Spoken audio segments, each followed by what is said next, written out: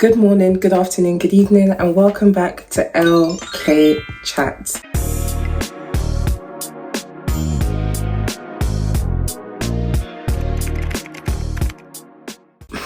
Guys, I don't really think I have an excuse this time as to why I haven't been posting. I just feel like I've had that basically writer's block, but for content block right now. I feel like also sometimes when I watch people speak about things that I wanted to speak about, I'm just like, is there any point? But there is a point. Like, it doesn't matter if obviously one person is talking about it, anyone else can obviously jump on the conversation. And that's what I was talking about in my last video, that how discourse and is so important and conversation is so important, and I'm here trying to avoid it. Oh, hypocrite. That's not what I want to be. But there's this topic I want to talk about right now, and that is the disposable black girl trope, undesirable black girl trope. Obviously, that trope was very rampant throughout media, TV, especially movies. I want to focus on today is reality TV, specifically Love Island, because that's what I've been fixating about right now. It's like once I have like a obsession, or if it's like I just enjoy something, it's like I'm addicted. And then after like fixating on it for probably like a month or so, I do get bored. So it's kind of good that Love Island comes on every year and it's only once a year, so it doesn't feel too saturated in my head. But I do get a bit fixated. I do love a good reality TV, and I hate when people say, you know, reality TV is a bit, or basically it's just like, oh, make weird comments or kind of shady comments about you watching reality TV, which is kind of like, I actually feel like people who are more intellectual and more smarter actually enjoy reality television. I view it as a social experiment because it basically is like you're put into a very heightened situation and you're putting your most vulnerable on TV. That's definitely given social experiment. I've been watching the US version of Love Island. I have watched the US version the first season. So when the first season the USA came out, Love Island USA came out, I did watch it because I just like, one thing about Americans, they love to traumatize everything, and it's just like I love how dramatic their reality TV is. So I was kind of like, I was already kind of into Love Island already for UK, so it wasn't really a big deal making a transition to another country. But USA version this year was, wow, what an experience. UK and US had quite similar production in terms of chaos, drama, and no secure couple whatsoever. I don't know what I was watching or what I just thinking about what I just rethinking the whole season of this year. It was just ridiculous, and it kind of put a bit of a magnifying glass on our current dating scene, because it's pathetic. I've seen a lot of commentary from American women and men about their dating scene, but specifically UK. I dropped it after the first episode for the UK this year. I think what rubbed me off the wrong way was, I don't know if I'm getting his name correctly, is it Blue? He had a bit of shaved hair, blue and nice blue eyes. Obviously the girls had to pick the man that they wanted to couple up with based on the description. Alima, who was actually initially the only black girl on the show for this season, this year, she picked Blue based on his description. Maya comes in, so Maya was already there, but Maya kind of couples up them, brings out the boys one by one. It's kind of like a little blindfold thing. So Blue comes out for Alima, and then he makes a comment about how, oh, I can't wait to get to know everyone in the house, even though every boy that kind of came out for their women and kind of still like, oh yeah, she's so beautiful, I can't wait to get to know her more, and but he just already said, I can't wait to get to know everyone. And obviously there was a little bit of a conversation about it on social media, but no one really delve deep into it. I did see a bit of discourse about it online. I felt like to other people it was probably like very minor, so it didn't matter, but that's a very big issue to me, because not only could you not be respectful and just say that, oh, Alima, you're gorgeous, can't wait to get to know you, and everyone else, because that would have made more sense, because like, oh, not completely dismissing her in front of everyone, and then you know, just choosing to still say, yeah, I still want to get to know everyone. Like, I don't think no one would have made like batted an eye, but for you to kind of dismiss her, not even compliment her, or even say, oh yeah, I can't wait to try something out, was so embarrassing that I turned it off. I couldn't watch. For the UK, I did tune in if it was like a drama like between these two couples that I just don't want to go into. They're very unlikable people in my opinion, but obviously because we don't know these people, I don't want to place judgment, but from what I'm seeing on screen, they're extremely unlikable, and I'll rather not speak about them now. But it was very eye-opening, I will say that, and it wasn't needed. Going back to the Blue and Alima situation, I completely like lost my train of thought, but obviously he didn't think to give her enough respect, which already just made me not want to root for him anyway, and thought already you don't deserve someone that won't even give you the time of day. So I don't think there's any point for Alima to even try and engage a conversation, but she's very much a sweetheart, and she did try to like have a conversation with him, but he already, by body language and the way he was talking, you could tell that he had already dismissed any like opportunity of trying to get to know her. And it's just like, once again, like UK TV, UK reality TV or UK media trying to push this narrative that we are undesirable as black women when we're not. And I feel like, once again, it's back to the casting directors and the production, because it can't be an every year thing that you guys fail to bring in men that actually don't mind dating outside their race, because it's just like, there's no way that you've been doing this for over a decade and you can't find men in the UK that want to date outside the race, because that's just a lie. And I'm not saying that obviously people haven't had bad experience or black women haven't had bad experience dating, no, but a lot of black women, even in my experience, I've never really had a problem with dating people outside my race. Never see black women basically kind of get disrespected or kind of pushed away or dismissed in a romantic setting. It's kind of like, that's not a representation of me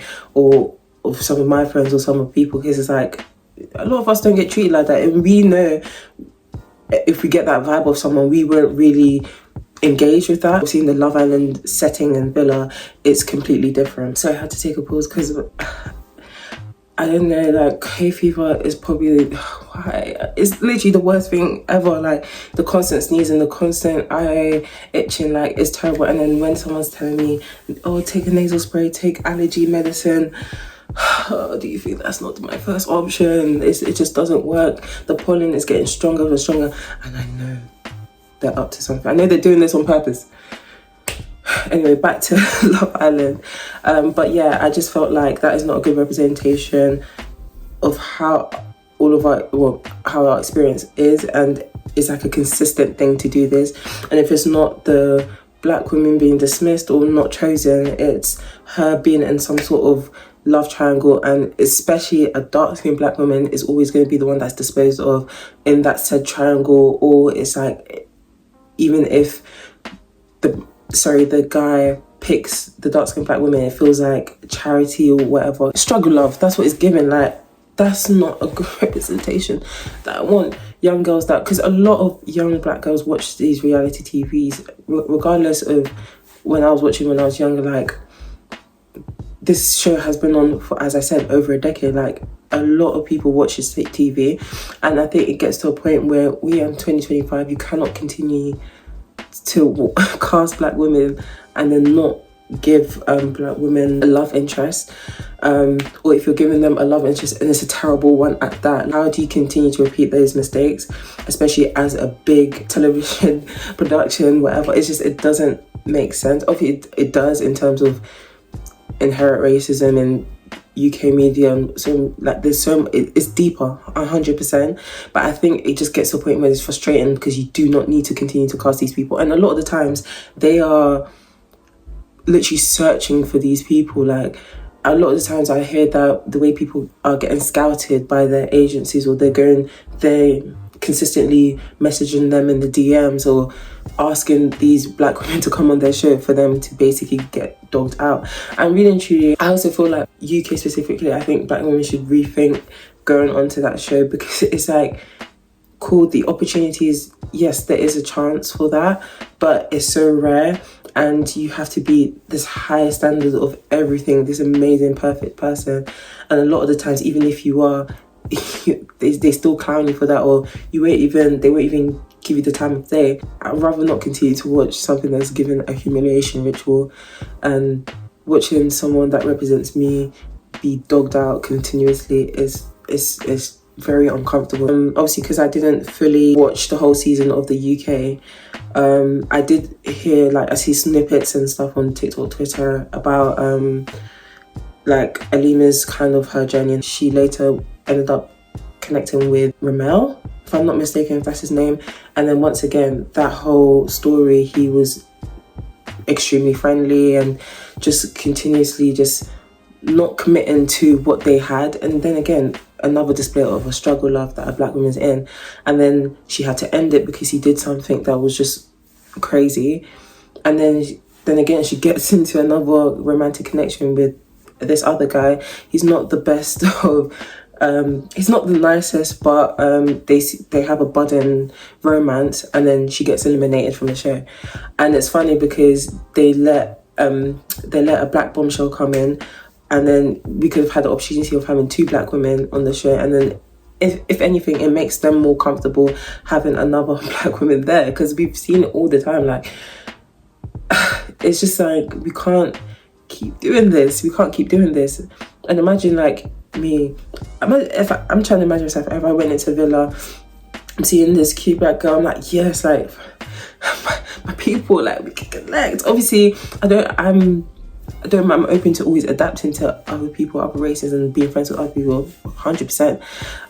But it's just something different about someone who's actually from the same culture, race as you. You just understand certain things that indirectly, which is very important to have someone that understands that.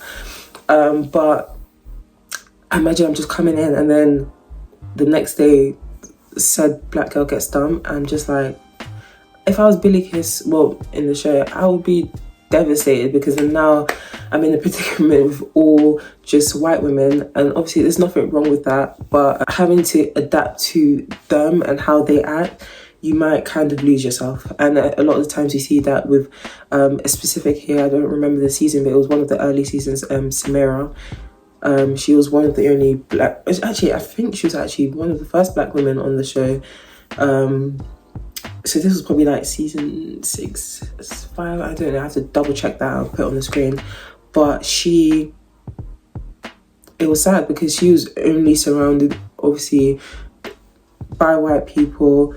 She wasn't able to even have a black love interest, or even have a black friend there, or build some sort of connection. It was just like, she was always either disposed of or just kind of dismissed, and she was stunning. If anything, I would think she was the top 3 face cards of that season. But of course, the black woman, once again, you're not bringing anyone that wouldn't mind dating her, and then continuously bring in bombshells, or continuously bring in people in that don't even like, or don't even want to try to get outside the race. And I don't think there's any point of continuing a show and bringing and the contestants in that show doesn't even want to explore outside of the race. It doesn't make any sense to me, because surely if you get a once-in-a-lifetime opportunity to be exposed to the most beautiful people in different races and different ethnicities, you're just gonna date what you know.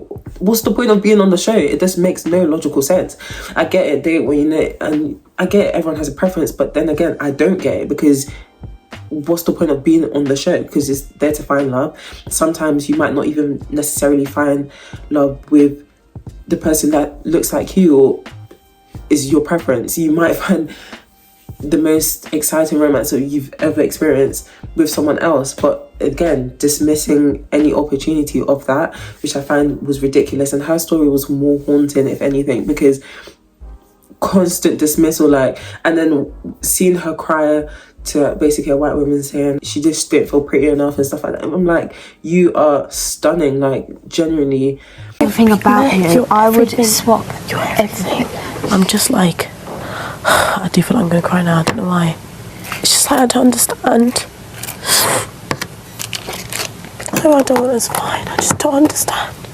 Babe, like, I've lived life on my own. When you're like TV pretty, or like when you're on screen and you're like viscerally pretty, like, I always say that in real life, you're going to be like fucking shining gold, because like, you're stunning. I don't know how else to say that. And obviously seeking validation from people in that season, it just, I felt like she just lost herself. And even when she finally was able to find that connection, when that connection got dumped, she left. And I kind of, thinking about it now, initially when I was watching, I was kind of upset. I was really angry, and around that time I was really young, so fair enough, I had different emotions back then. So I was like so angry. I was like, why would she leave? Why would she leave this opportunity? But then thinking about it, it's like, I understand. Like, no one wants to have to go through that again. It's so humiliating. You've been dismissed the entire season. You finally find something, and then again, it's just like connection gone. Like, at this point, you're just pushing some sort of agenda. I don't know what it is, production, and I don't like it. It was just such a sad story for her, but she kind of paved the way a lot for other black women that enter the show. If some of them watch the show and stuff, they have to navigate themselves differently. They can't act like how they'll probably act outside. We already know for us black women specifically, how we have to act a certain way when we're in public in certain spaces. And that's why I wanted to relate it to the Love Island US, because one thing I'll give the US and their production and casting team, the diversity is top notch. I don't think there's ever been an issue with diversity, not really, like in terms of being able to cast different people. And sometimes they might cast people from the UK, or bring someone from like Australia or UK, like, but it will probably be one or two islanders, but they don't shy away from being diverse, if that makes sense. I did watch the whole of season 7 of this year's US. I always root for everybody black, as Issa Rae says. Who are you rooting for tonight? I'm rooting for everybody black. I am betting on black tonight. Tonight, Issa Rae, who are you rooting for? Everybody black. Nothing has changed. It will never change. I already know whenever they're on screen, the racism comes out. It just happens. Even in the UK, the microaggressions is already like potent in the villa and outside the audience. So the racism is like, we know it's gonna come quick. Unless obviously the black girl acts out, essentially, then it's really rampant. But most of the time we know. But with the US, that was something. Watching the US audience compared to how the UK audience is two different kind of it's just wow. It's like the US, when it comes to reality TV, movies, series, whatnot, is drama. Like, it's production. Like, they're trying to create something here, which I get. So already you're coming into, whoa, like, that's a different experience. It's funny because when I was mentioning before, like, when I watched season 1 of the US, it kind of gave more the UK vibes, but in terms of season 7, it was highly like dramatized. I don't explain it. Like, it was so, whoa, this is like chaos. And I feel like because the season that got popular, which was the last season, which I unfortunately didn't watch because everyone talks about it, so clearly it was a very good season. But you know me, I'm always rooting for everybody black, so I was rooting for Serena, Cordell, because I really liked his personality from the TikToks I see, Janae, always everybody black. So this season I was obviously rooting for Alandria and Shelly, the most beautiful dancing. Like, wow. One thing about their casting team, they know how to find black women. Like, US, you got some baddies. Like, I already knew that you got baddies. Like, look at their musicians, look at their movie stars, look at their everything. But obviously these are real life people, even though some of them are influencers, models, so on and so forth. Some of them actually have, 9-to-5s and stuff. So they're still kind of people, they're people, but they are stunning. Going back to like rooting for them, it was a thing where I knew how racism in the US is very like direct. So more times like it's like you'll be seeing someone saying they're monkeys or some shit in the comments, and it's just like, fuck, like they're fully saying it and everything. Not like the UK doesn't say it, but they do. But this one is like, it's blatant, like it's like constant. The girls will not do a thing. They'll do one mistake, or even one like misstep, say something out of turn, maybe say something with a little tone to it. All of a sudden, these black bitches, these angry, oh my gosh, why are they so aggressive? All she said was be quiet. I don't know, she didn't say anything that's wrong. But I was going hard for them. The way I was even in comment section, I felt a bit too parasocial. I was just like, I think I'm dragging it. My friends will be concerned and people will think I'm unemployed, but I'm not. It's just like, this can't be constant. It's not a thing. It's like, it doesn't make sense how you guys talk about people. It's like, it's insane. You don't know these people, and a lot of the times these people are upset over reality TV, and a lot of the times, it's not a lot of the times, it is the times that is 1 hour out of 24 hour day, and that 1 hour is highly edited. So it's like, already having that knowledge, I feel like people should base their opinions off of that, but of course they won't, because once they see reality TV, they just think everything is real, when most of the time reality TV, a lot of production have their hands in a lot of things, which is like, we've seen so much evidence, or so much like islanders or people that will come out and say that. Speaking of Olandria and Shelley, the racism they went through is disgusting. Like, it was vile, it was uncomfortable to see. I don't want to talk about some of them because I don't know if I'll get flagged up. I'll mention the George Floyd and Olandria meme and the knuckle sandwich that BuzzFeed posted on Shelley, because having big corporations or thousands and millions of people just dragging you through the mud, like literally dragging them like continuously, for what? Like, you guys do not know these women. That's point blank period. You do not know these women. So regardless of any criticism you have, it's going off based off what we're seeing. And to see that this was a reaction to how they acted on TV, and from what I watched, they did not act a certain way that was off-putting, that was uncomfortable. I genuinely enjoyed watching them on TV. They were great representation for black women on the show. I loved seeing their personalities. There were two different personalities as well. Olandria, I think Olandria's kind of her personality was kind of, I feel like a lot of people missed how she actually is, because to me she was very like that reserved nature, that introverted nature that comes across as she's just a bit shy. I could see that she was really shy a lot of the times, the way she would interact with certain people, and obviously if she was comfortable with you see a lot of that goofy side. So I saw a lot of her.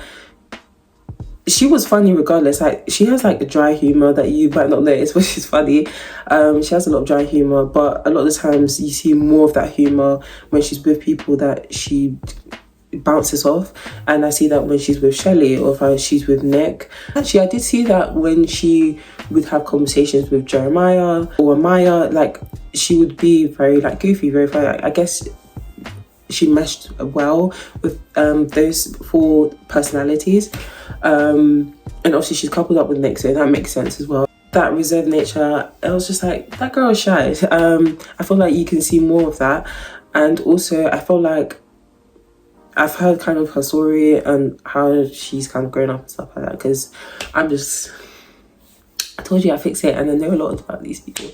And plus they say it, and I take note, I observe and I take note, because she mentioned she's the oldest daughter. So that comes with a lot of responsibilities. Unfortunately, I'm not the oldest daughter.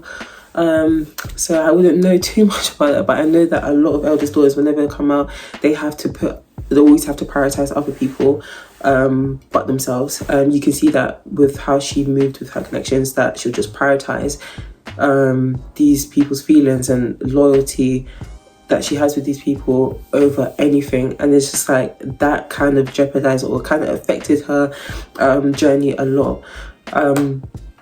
But and also the times when she would act out of turn, or she was finally let her emotions out, and I don't think it's acting out of turn, but quotation marks, that's what they were acting like it was. But when she would show emotion finally, or just let it out, be vulnerable, then again it's just like blatant racism, blatant misogynoir, and it's just like, why? In fact, none of the islanders, what they've done on the show warrants that behaviour, to call these people evil, to say that these people should die, death goes to their family, calling ICE, calling CPS. It's just like, at some point we gotta actually have a conversation on why you guys feel the need to humble people that you do not know. At the end of the day, it's a lot. I feel like some people that do all of these things, they know inside their head that at the end of the day, they come out to a bit of success and stuff like that, and you might want to be in their shoes. That's why you feel like you need to constantly hate and tear them down when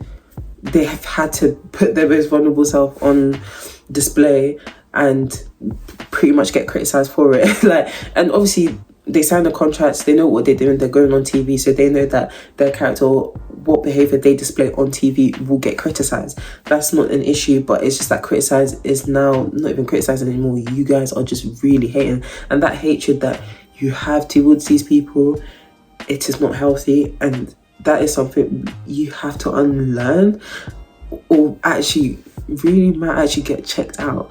It's concerning, to say the least. But going back to Alandria's story, it was, I wouldn't say that Shelley or Alandria necessarily had the undesirable black girl trope, because they were not, once again, the undesirable black girl trope, it doesn't necessarily mean like these black girls are ugly. No, I feel like they were desired by other islanders, specifically Shelley.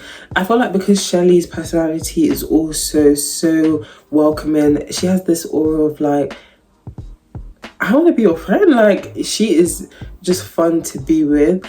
I feel like she was able to just attract off of basic, just even on friendship basis. And I feel like that's what a lot of the male islanders who kind of wanted to have conversation or kind of connect with her, is because they very much like the fact how she is, especially on a friendship basis, she's just easy to sweet to.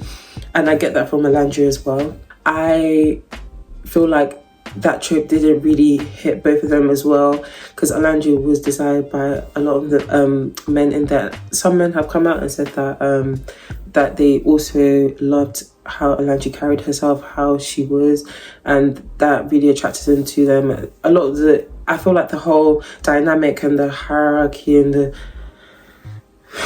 in the villa ruined everyone and how they navigated dating.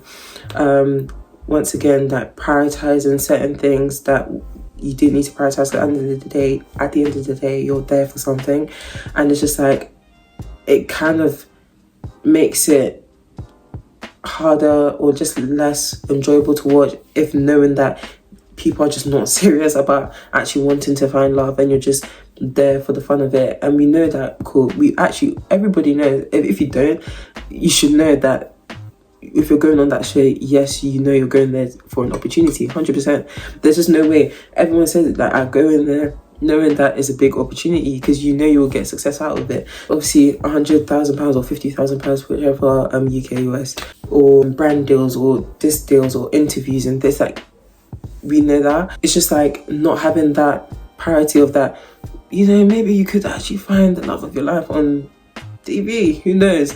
Just like it comes across as disingenuous from some islanders if they don't try to do that.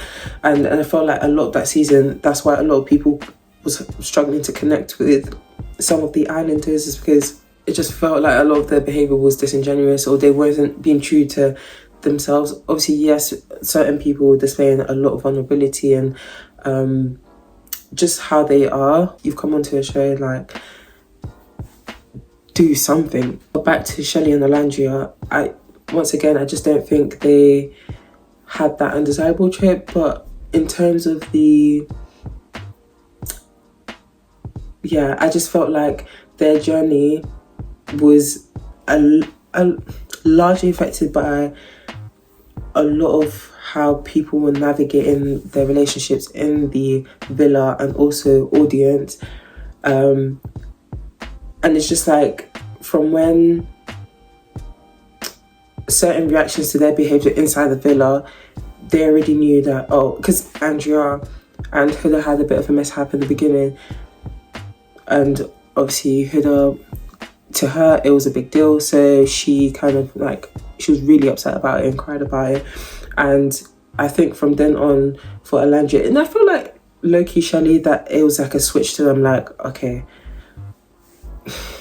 certain things I'm gonna have to pretty much reel back in. And you could see it like slowly from the first episode. I'm seeing from Alandria, like, she was really happy, and I saw the light just being taken away from their eyes when little things like that happen, because then now they know, they just like, okay, yeah, I forgot I'm who I am and I'm on TV. How we act is they're gonna make commentary, or certain people here will make commentary, so I have to reel it back in. And that's how it felt watching it. And it's sad that even though it's a step up from the UK in terms of at least they get to find love interest or get to, you know, experience some sort of romance and be yearned for, that's a good thing. But then having to not be able to show their authentic self, or enjoy dating in the show, enjoy friendships in the show without criticism, enjoy anything in the show without criticism. And then it reminds me, yes, I am a black woman, and then again, this is what they're trying to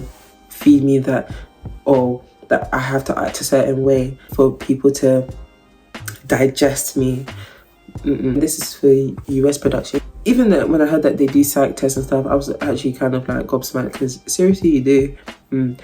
But you guys just need to be cautious about people of colour in general, and how it's just harder to act, how they want to actually act like. And I feel like a lot of the times production feed into the villain, the black girl villain or black boy villain tropes, and then they kind of just push that narrative, and the editing makes them look like shit people when they're not.